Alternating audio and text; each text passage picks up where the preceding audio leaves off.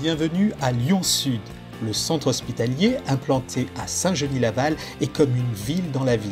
Avec ses pavillons de santé à la pointe des techniques, son campus universitaire et ses urgences. Répartis sur 80 hectares, il réunit pas loin de 4200 personnels, dont 817 médecins pour près d'1 millier de lits.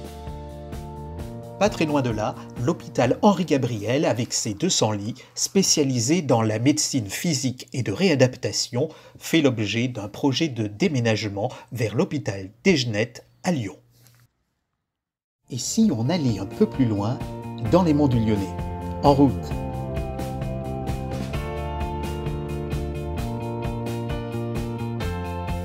À presque 1 heure de Lyon, voici l'hôpital de Saint-Symphorien-sur-Coise.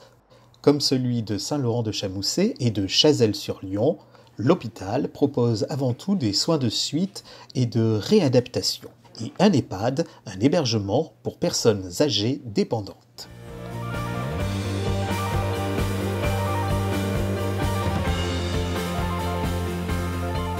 Côté projet, ce terrain juste derrière l'actuel hôpital de Saint-Symphorien-sur-Coise devrait accueillir un nouvel établissement hospitalier. Complétons notre carte.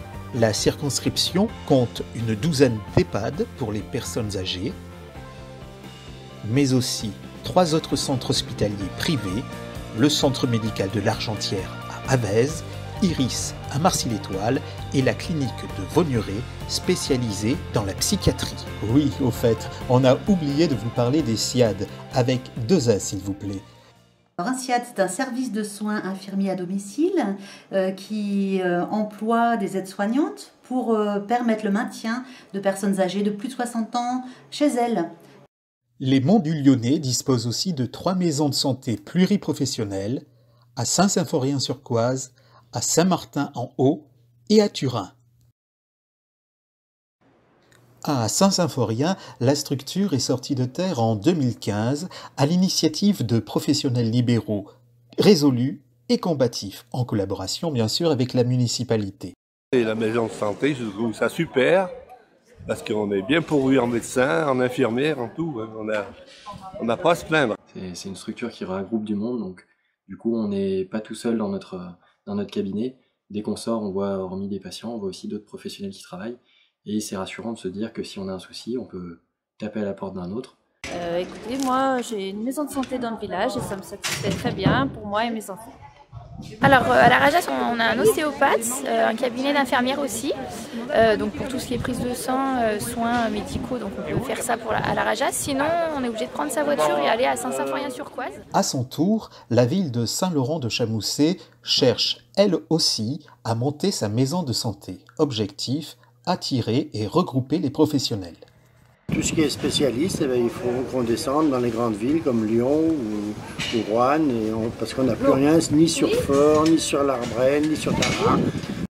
La circonscription compte également une maison médicale de garde à Brignais et bien sûr des médecins généralistes, quelques spécialistes et de nombreux paramédicaux.